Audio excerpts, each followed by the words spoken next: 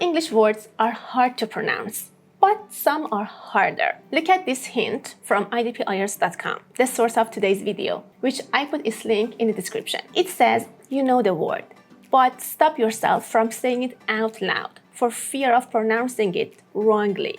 This predicament is relatable as we all have mishaps over the complexities of the English language now and then. Even native speakers. You see, even natives may struggle with English pronunciation. So if you're learning English, then pronunciation is highly likely one of the biggest setbacks and challenges for you because there's literally no rule in it. You should just memorize and look for similar patterns to make the process easier for yourself. I'm Freya from Freya Academy. I used to be an IELTS candidate myself, seeking Band 8 at that time, even for my pronunciation skill. And as you can imagine, every single mistake of mine was under the microscope. That's the way I was forced to learn how to correct myself over and over until no mistake remains. And in today's video, I'd like to share 15 most commonly mispronounced words with you from IELTS.com, with both their British and American pronunciations and examples. By the way, this video will have 2 parts, including the next 15 words, all in all 30 words of difficult pronunciations. And there's one condition. If I see you like this video, you want to know more about these common mispronunciations. So don't forget to like, write a comment for me, or hit the subscribe button. Therefore, you won't miss the next pronunciation video. Now, let's go through them, shall we? Number 1 is this word. The British pronunciation is albeit, albeit, and the American pronunciation is albeit, albeit, or you may hear albeit, albeit. The last T in American pronunciation is not pronounced that much. Just don't make this mistake of saying albeit or albeit. No, this is albeit or albeit, which means although. For example, I was still trying to succeed, albeit with some disappointment. As you can see here, we have a word stress. A word stress is something that you need to pay attention whenever you want to learn a new word, you want to learn its pronunciation. If here I said albeit, that would be wrong. I should say albeit, albeit, not albeit. Yeah, the second syllable has the main stress, albeit. Number 2 is this. There are 2 common pronunciations for the British version, which are debris, debris, or debris, debris.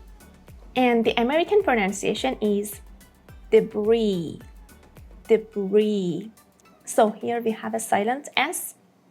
We do not pronounce it at all. And as you can see, in the British pronunciation, the first syllable is the main syllable. They would say the first part louder, stronger, debris, debris. And in the American pronunciation, the second part is stronger. They would say debris, debris, which is a kind of waste. The meaning is that. For instance, the seaside was full of debris.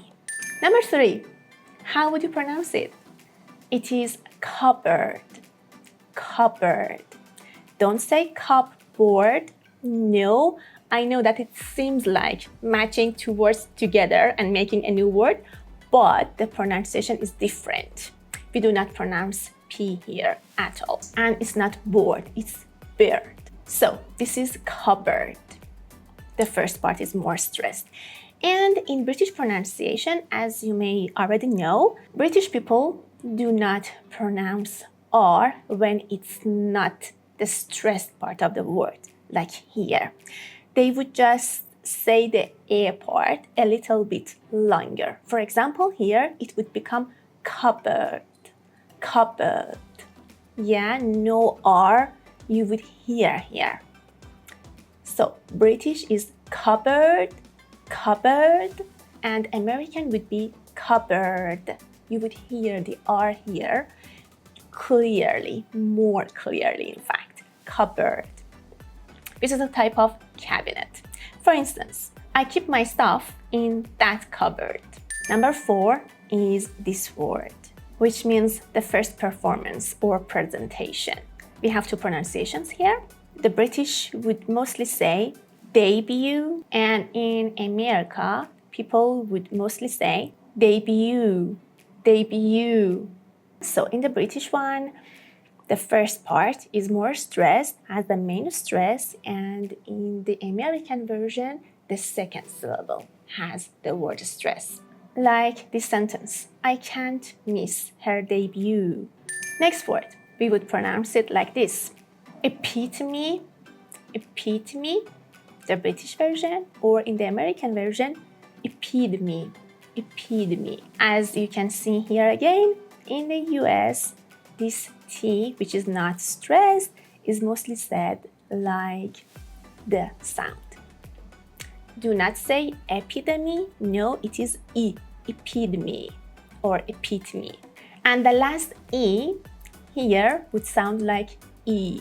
The epitome of something is the best example of it. For instance, the new car is the epitome of modern technology. Number 6 is this. We would pronounce it like this. Federal, federal. Do not say federal, no.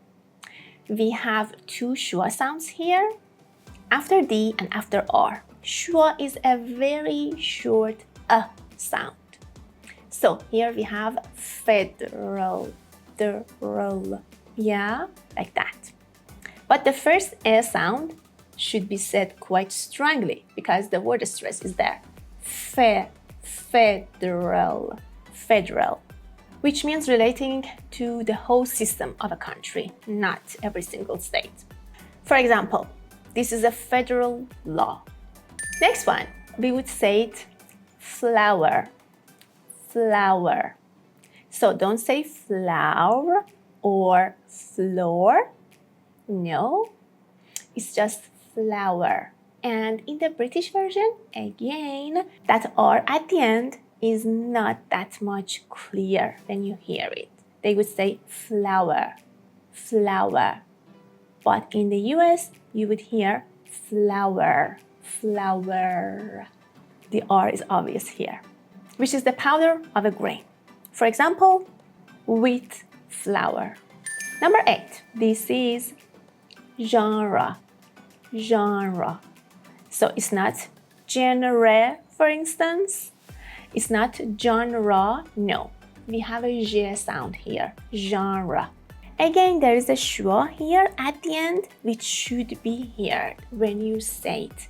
So don't say genre, no, it's genre, at the end, which is a style in arts, for example, in music. The sample sentence is this. What's your favorite music genre? For me, it's jazz, funk, and house. Next one, number 9.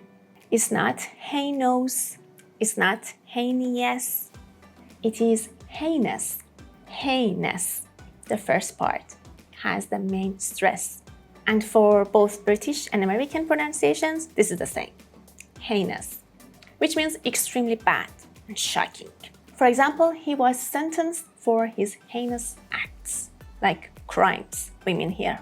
Number 10, it means a system of putting people or things in order of importance. The British pronunciation is hierarchy, hierarchy, and the American pronunciation is hierarchy, hierarchy. So again, you would hear hierarchy, hierarchy, the British version, or hierarchy, hierarchy, the American version. For example, in some countries, social hierarchy is absolutely extreme. Number 11, this is hyperbole. hyperbole. Or the British pronunciation, in which you won't hear the R here that much, it is hyperbole, hyperbole, a longer E. But in American pronunciation, you would say hyperbole, hyperbole. Again, that E at the end is pronounced like E, just like the word epitome. Remember we had? So do not say hyperbole or hyperbole. No, it's hyperbole. The second syllable, the middle syllable, has the main stress. Hyperbole, which means exaggeration. For example, how can I believe an article full of hyperbole? Next one is this. The British pronunciation is ingenuity, ingenuity. So new is more stressed here, ingenuity. And in American pronunciation, you would hear ingenuity, ingenuity. For both of them, you should say the new or new part stronger. The British, ingenuity, ingenuity. And for the American pronunciation, ingenuity, ingenuity. Means somebody's clever thinking. For instance, these children's ingenuity has impressed us. Next one has two dictations. This is the British dictation and this is the American dictation. But their pronunciations are the same. In both the UK version and the US version, we would say jewelry, jewelry, jewelry. Yeah, we have a combination of L and R here, which I guess would make it harder for some people with special mother tongues to pronounce it. But after some repetitions, you would feel more okay with this word. It is jewelry, jewelry, jewelry, which means something made from gold, silver, or precious stones that you wear. For instance, a piece of jewelry designed by a famous artist. Next one is this. How would you pronounce it? Can you guess? Here, we don't have J sound. We have J sound. The more common British pronunciation is lingerie, lingerie. And the more common American pronunciation is lingerie, lingerie. So we have lingerie or lingerie.